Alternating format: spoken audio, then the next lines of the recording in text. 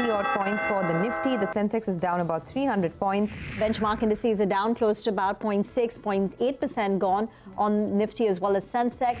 Weekday in trade, and mid-caps, they are the ones which are underperforming the benchmarks as well. The low today, by the way, was 17,993. We had highlighted 18,000 as a strong support. So almost got there, 83 points higher, 18,200.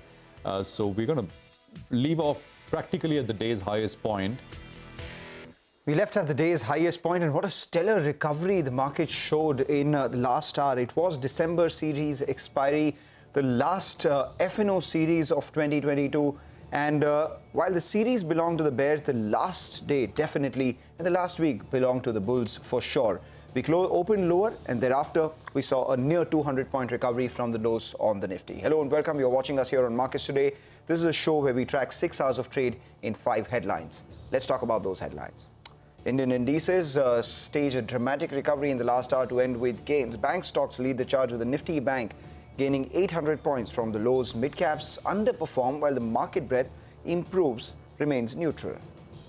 Reliance chairman Mukesh Ambani lays out targets for various businesses in his annual address, wants Jio to connect the globe, Reliance Retail to reach all Indians, and the new energy business to transform the world.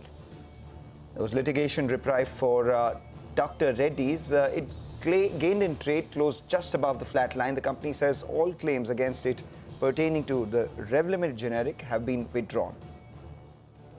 SBI chairman tells CNBC-TV18 that credit growth won't be impacted by rising interest rates given strong demand and a likely peaking of inflation, adds that the comeback of contact services is a big driver. And in stocks making news, Shriram Finance slides 5% after 17.5 crore shares list post-merger, causing excess supply. Spandana Spurti gains on selling bad assets, whereas sources say Bharti Airtel is looking to list its Airtel Payments Bank.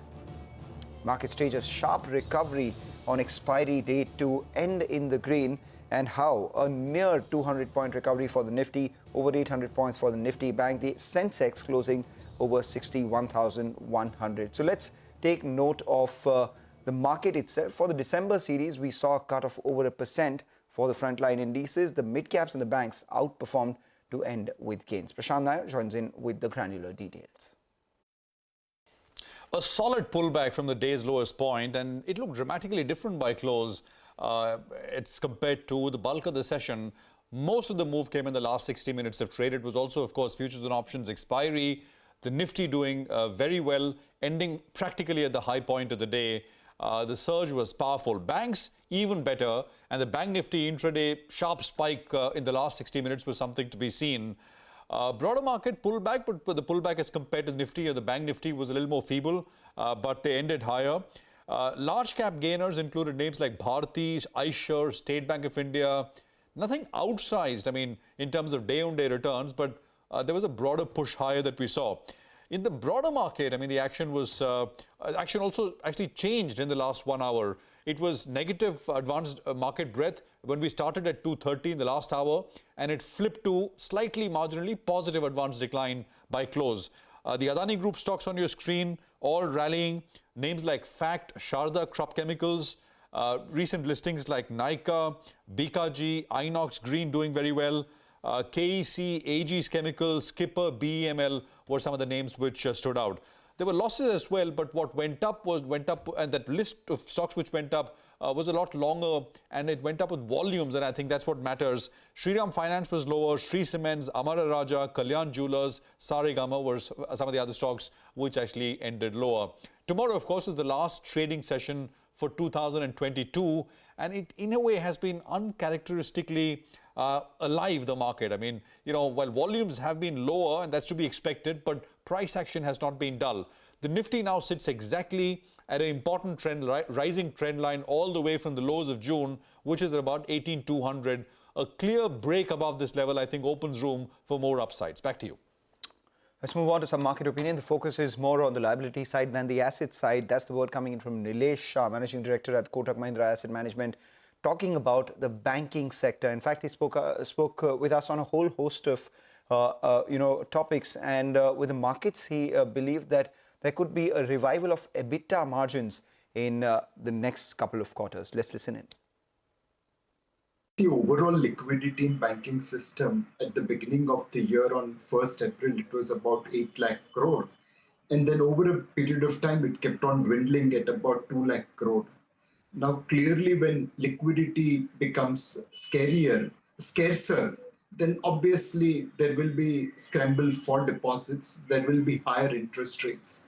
So my feeling is that right now, from asset side, market will focus on the liability side of the bank.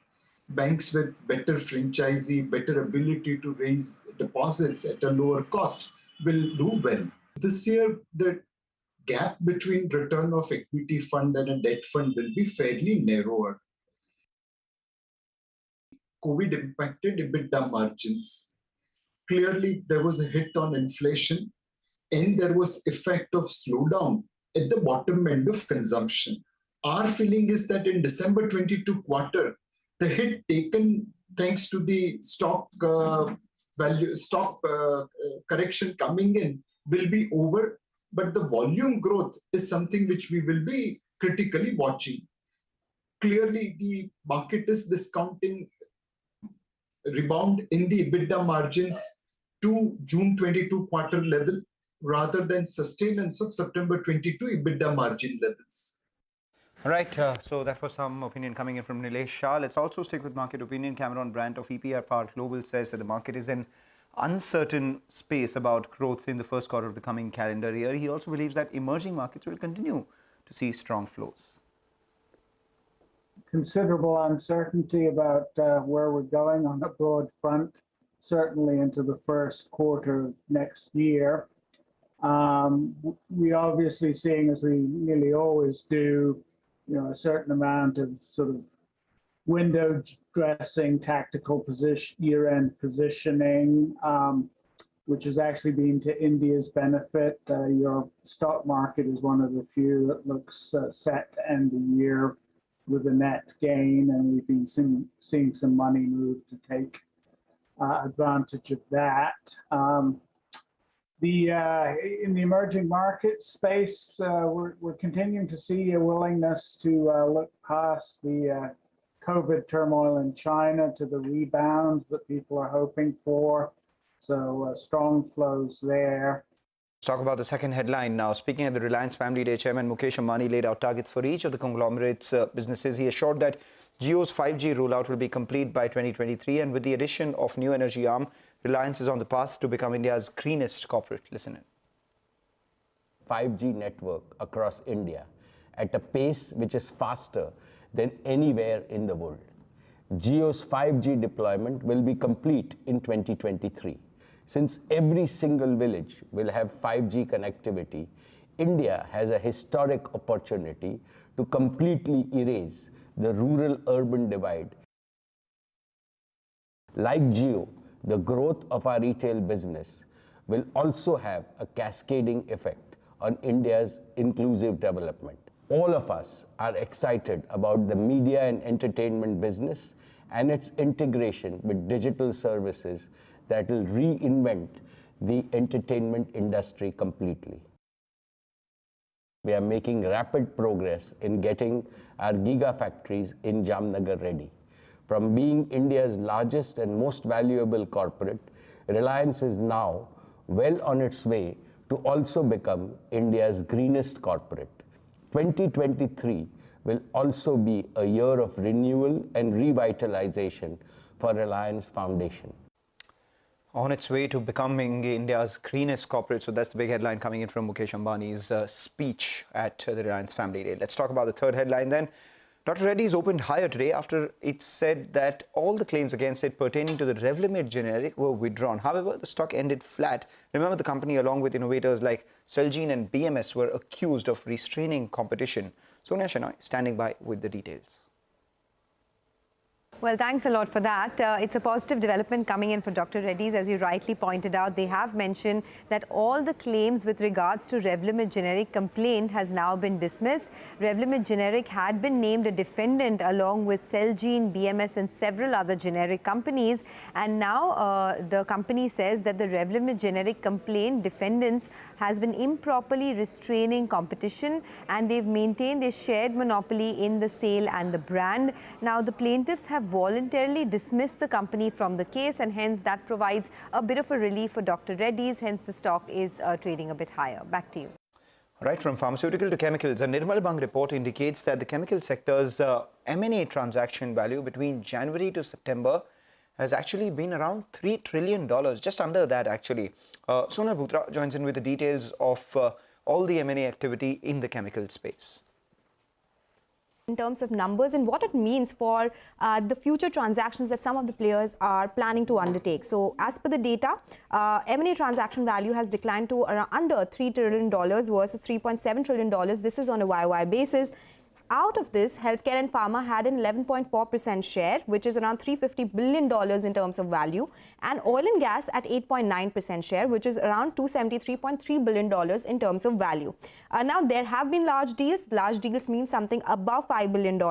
They were around 58 or at least 10% of the global M&A deals that we saw in this particular sector as well. The recent one, of course, is that we've been talking about Advent taking over Suven Pharma, which implied a business valuation of FY23 EV to sales of 9.5 times. Now, what does that mean for any other company which is looking at an acquisition? PI Industries is case in point. They have been telling us that they are looking at a pharma player, they are looking at an acquisition. So if we take this particular valuation as the parameter, this will pose a challenge for PI Industries because they may have to pay around 9,500 crores to 19,000 crore rupees for a 100% buyout of a similar asset. That is this one that is the kind of Suven Pharma.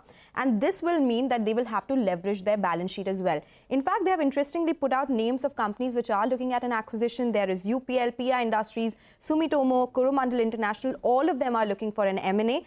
Barring UPL, the rest of them are net cash as on FY22. Now, UPL is looking for smaller deals, say under 200 crore rupees each for both seeds and crop protection services segment. They've put out an interesting table as well, where UPL is looking at seeds and services as their possible M&A interest. They have a net debt of 18,900 crore rupees. PI Industries, which is net cash right now, is looking at CDMO and API. This is something that they have told us. Sumitomo is also net cash of around 435 crore rupees. They are looking at crop protection businesses or services. And Coromandel also, which is net cash to the tune of 3,300 crore rupees, is also looking at crop protection business for acquisition. All right, interesting data there. So maybe a lot of companies will have to shell out a little more basis the latest deal that happened between Suven and Advent. With that, we'll slip into a short break and come back, talk about all the other headlines that we're tracking today.